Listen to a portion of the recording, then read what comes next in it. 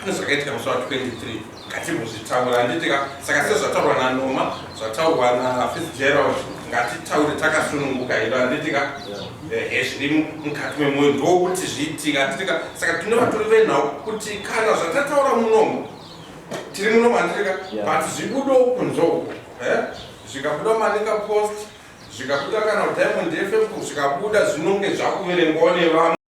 Attained independence, there were two main political rivals, which was ZAPU and ZANU.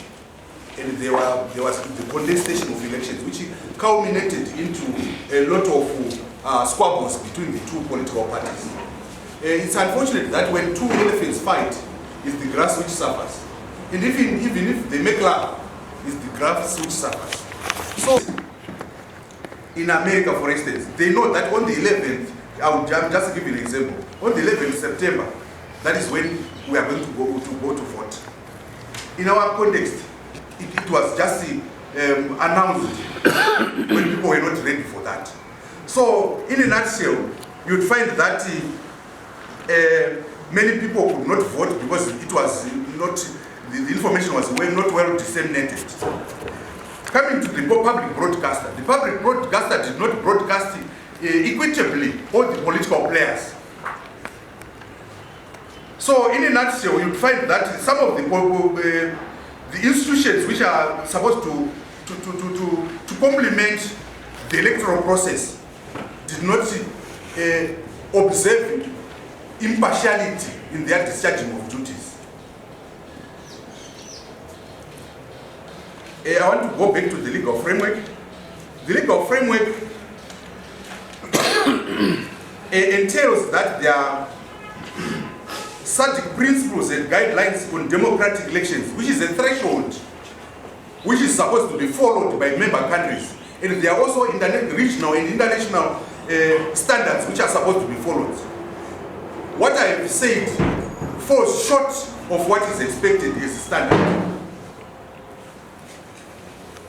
So, in a nutshell, this is what I can say. Then, coming on to the other stakeholders, like the traditional leaders, some of the traditional leaders were seen to be assuming roles of political commissars of other political parties.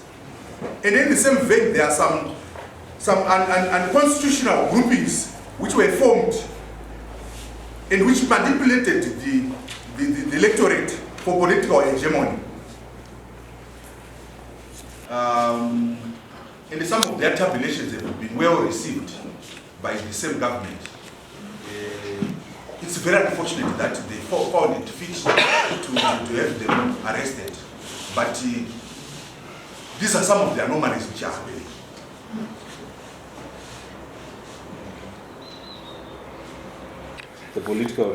The electoral reforms that we've been discussing for such a long time. Yeah, electoral reforms have been done, but these are only administrative. For instance, posting results outside the polling station, and also this is administrative, as I have alluded to, and also posting the voters on the walls. It's purely administrative, but the actual reforms have not been done. There has not been a political will. The ministry, which is responsible for elections, have actually tasked the ZESIM to come up with a blueprint, and they've done that, and nothing has happened so far. Because they were saying that you are complaining that there should be some reforms. Give us your own blueprint, and they've done that, but nothing has actually come out of that. I just wanted to respond to. Also, then we come to sharp contrast or contradiction as to the enforcement of the law. ZESNI and ARC, these are organizations that are registered, known to give capacity and oversight over elections. And it was a public secret that they were doing a PVT, a parallel voter tabulation process, which to me is naturally the opposite or the same as to what FAS was doing on the day of election. And we also have the electoral commissioner, the chairperson, on record saying ERC and ZESNI should do what they're doing so that it would triangulate the results of the elections.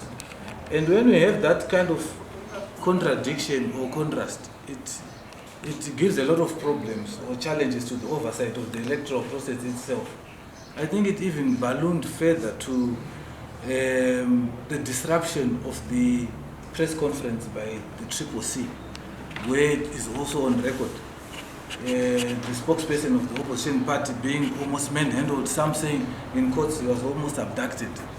You know, probably it insinuated that there were certain circles which did not want a pronouncement of some statistics which were not supposed to be announced. I think the Electoral Act in itself has got open-ended challenges in that if the Electoral Commission is the only authoritative body to relay or announce results which are already within the public domain, it gives us problems.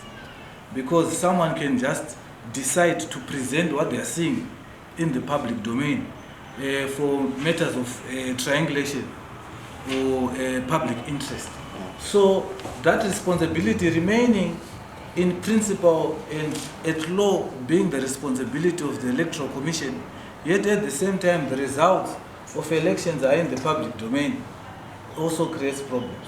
So the arrest of ZESNI and RC secretariats is a cause of concern, especially in terms of the integrity of the process of elections, where they were doing their duty and responsibility according to the to the terms of reference of their organizations. Worse off after the chairperson of the Electoral Commission openly invited and encouraged the role that ERC and ZESNI were playing. So I think on reflections, it also goes back to what Mr. Mtambirwa was speaking to around media polarization, where there are two antagonistic entities, the private media and the state media, and a whole host of germination of quasi-media institutions and individuals who are also relaying information around the same information with regards to elections. So that kind of conundrum is what continues to escalate the challenge of media plurality in Zimbabwe. First of all, if issues around election management are raised, which party should be speaking or responding to such allegations? Are they political parties? Is it government? Or is it, say, when issues relating to the voting, the election management is concerned? And then when you are observing elections as ZESNI, let's say you are still with ZESNI, and you release a report, that report, does it belong to an individual or to ZESNI as an organization? I hope the report belongs to, it's in the public domain. It's ZESNI's report, but it shares, it actually shares it with the relevant stakeholders, including ZECI itself and the parliament. Because ZECI is a creature of parliament. And the political parties will also have the access to it. Screens of continuing to hide behind protecting the gains of independence are going to actually relegate us to Stone Age. We're going to have more boreholes in low density areas. As we continue to hide behind the mantra of saying we are fighting colonialists, we are fighting colonial hands. I don't know if Mumba was also part of the West when he reported what he saw on the ground. It's natural that the liberation movements are out of touch with reality. There is what we call a generational consensus gap between the old and the young, who are saying we are not we have not benefited from the spoils of the liberation. Look at the age of Nelson Chamisa, you look at the age of EFF, the other guy in Uganda. These are young contemporaries who are merely leading protest movements.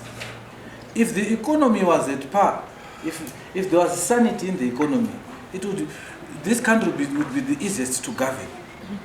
Because it's a truth that the opposition movements that are germinating around the region are movements that are premised on contestation of the entitlement, especially the language of revolutionaries. You can hear some sense of entitlement to say this is what we fought for. If you think you can take it, we will defend it by the barrel. But these are your own children, because we are buying in the same shops. There's no shop which is for opposition and for the... And most of these guys, like I think you saw Kagoro the other day speaking. How can someone have 200, 300, 400 million in an offshore account, doing nothing, and claim to be revolutionary? They actually, their pilferage is actually to the countries that they are claiming to be fighting. You look at Nigeria, Sani Abacha, 7 billion was repatriated from Britain. The moment it touched the Nigerian Reserve Bank, it disappeared within 30 minutes, the same amount. So we've got a challenge of a certain entitlement, and unfortunately we're not part of it. My father at 40, he had already bought a house here in low density for a loan of 5,000 from Founders, payable over 25 years. And if you made a top-up payment, you would actually get fined by the bank for giving them too much. But Zimbabwe had not yet unlocked the kind of resource that it had then in 1980 and now. So it's an issue of political wisdom. My take would be for political players to find each other. Like Mr. Mtamburi was saying, when elephants fight, it's the grass that suffers. When elephants go to bed, it's the grass which also suffers. So the bigger picture of it is that the contestation of political power must not be bigger than the interests of even generations. I see most of us here, we are age mates, probably around the same ages. I turned 42 2-3 weeks ago, and probably a few of us have turned more than 50 here. But the things that were achieved by middle income earners in 1980 to 1995 in Zimbabwe, you can't achieve it now, because the middle income earning threshold has been decimated. Now, so there should be no disconnection between opening up of mines, opening of roads, opening of dams, with the social transformation of lives of people. This is where the issue is. You can't talk of dams and roads, and at the same time there's no direct correlation and disconnection of creation of employment and the betterment of lives of people, and the restoration of the middle income earning threshold, which is supposed to be getting loans from banks and buying on credit in a country which is this resource rich. That is a constituent of persons with disabilities actually interacted as Zimbabwe was having its harmonized elections on the 23rd of August 2023. And from the background that has been shared by the previous speaker, Mr. Mtambirwa, the elections in Zimbabwe on that day, they actually had its own misdemeanors, but I'd like to share that participation during those elections was supposed to be highly inclusive, so that we are going to be having participation from all angles. So, despite the elections being labeled generally free and also peaceful, I think that can actually be said, because as has been said, that the peace, at times it cannot be the real peace, because at times peace can actually be within the fright of what can actually be happening to you after you have participated. So, as I said one, from our constituents, we can say the elections were generally peaceful, and also from those who managed to have an assistant who is not conversant with either the spelling of your name. We actually having some challenges with those. So it would be good if there would be some technologies that would be there that will actually help those visually impaired persons to also interact with the voters' roll, either on their phones, either within the polling station, so that they are able to access their name, so that they can ascertain that that is the center that they are going to be voting. So the absence of such technologies actually gave challenges to some, because we might see that one would actually say, my name was not there, probably it was there. So those were some of the challenges. But then also issues of names being posted to other words, which are not the words they were assuming that they would be. And we actually having a challenge whereby within the same household you might have 3 people, same address, who are at a polling station, but having one who have been posted to another polling station. So such errors which were being found were also giving a challenge on the participation. And just imagine, it's a person with a disability who has been posted outside the ward, and that actually also has a bearing on the participation of that person. Right. Also, other challenges that were faced, and this was also common, delays at some centers that even hindered persons with disabilities, ballot boxes in other areas, in Manikali, talk of Tangambura, talk of Mutasa, they came way later.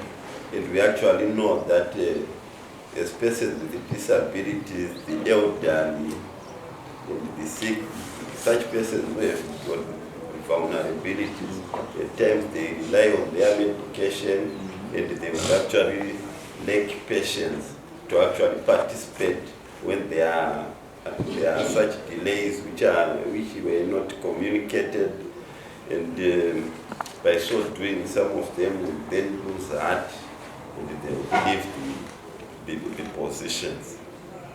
Also, issue around the information dissemination during the election day. Many people were actually not on the know. Everyone was just ready to be participating and casting their votes, just as has been highlighted the readiness of the Electoral Commission. But actually to see it otherwise on the voting day, that was actually a challenge. Just imagine when information is not reaching other sectors who have access to information easily, and imagine having other types of disabilities who cannot readily access information as it is coming. So the issue of access to information on the proceedings of the election also hindered participation of persons with disabilities. Push inclusion and inclusivity within our country. We also need meaningful representation, whereby we do have persons with disabilities who are in various sectors, so that our issues will be pushed.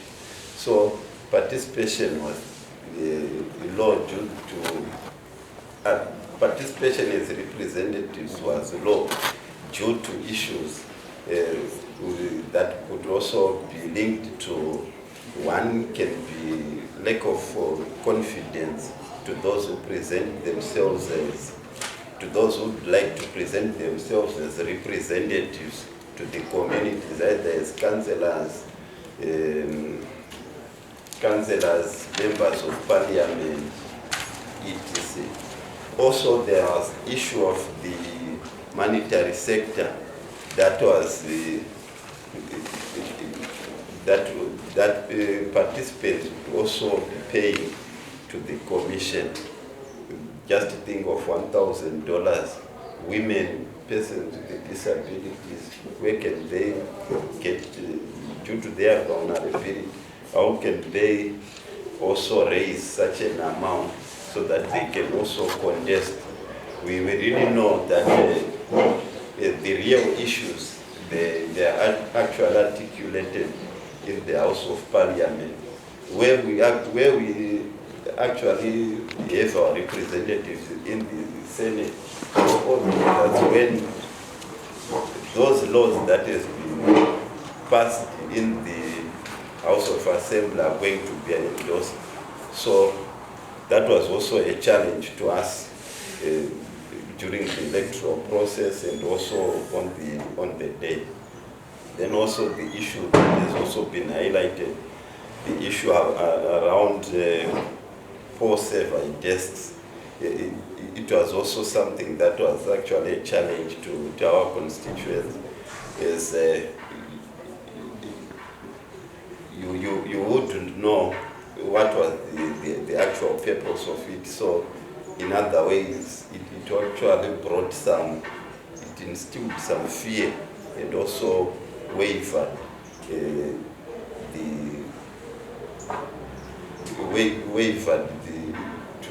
someone to participate or to give a vote in a certain direction.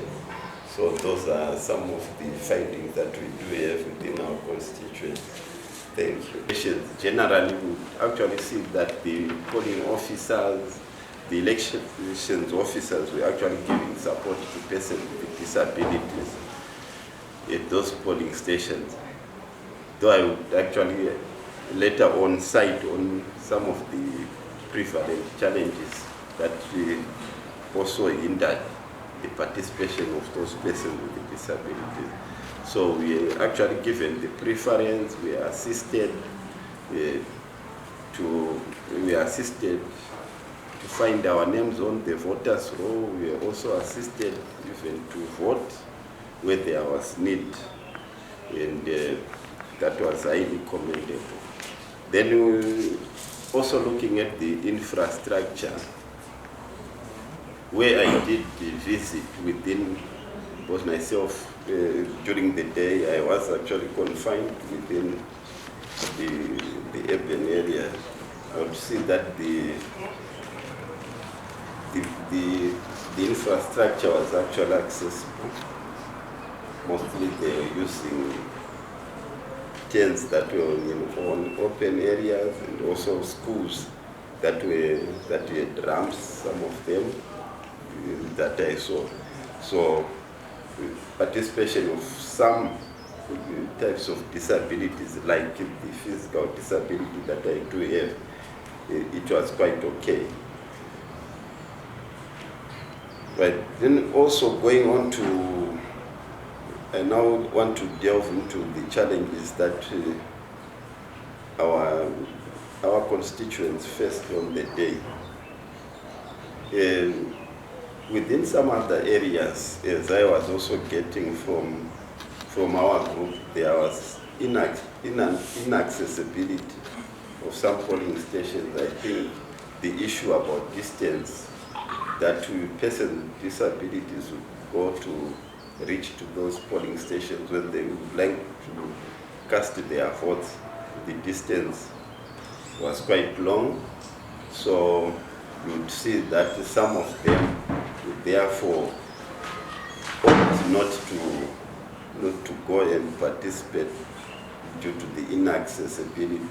Also, inaccessibility here, it also comes with a cost at times to persons with disabilities. Imagine in rural areas whereby probably there might be need for around 6 kilometers, and imagine one has a wheelchair and wants to reach there only to cast his or her vote. That one would also be a challenge when there is no support from caregivers. So that was also an issue within some of the areas that I hear. I was actually interacting with some who have been in areas like Ndorwe, which is in around Manzununu area. I think the area, for those who know it, a little bit mountainous, and someone had managed to register to vote, but accessibility to reach to the polling station was a challenge if there is no commitment or support from caregivers.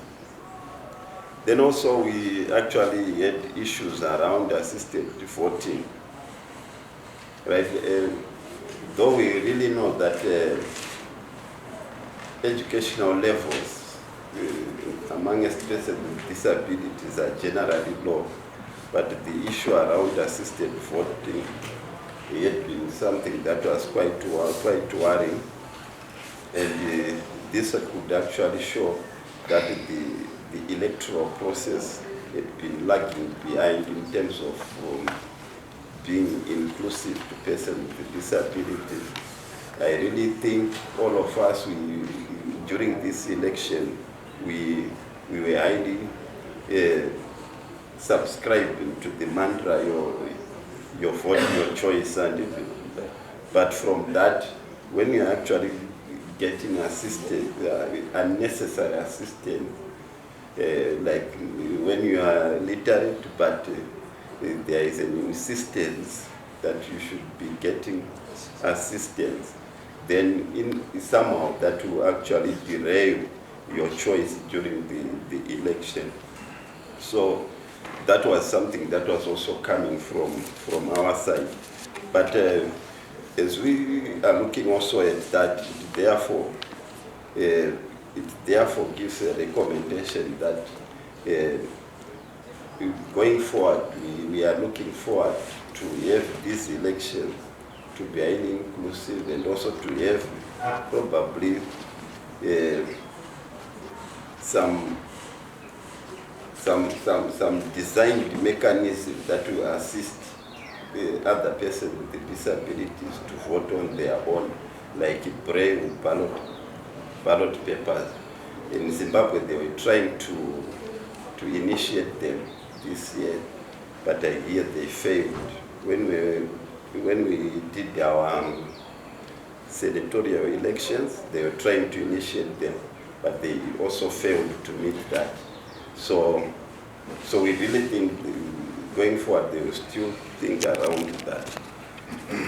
Then also issues around also assisted voting, it was also a challenge, since some of the polling stations, I think most of them, were lacking those who can assist persons who use sign language. So someone who uses sign language and that person gets assistance in voting, and there is communication is also a challenge. That will also be a challenge in terms of voting, the personal choice of that voter. Right. Also, another challenge that we also interacted with, I highlighted the issue of lack of braille ballot papers that was there. So also issues around large print, certain disabilities.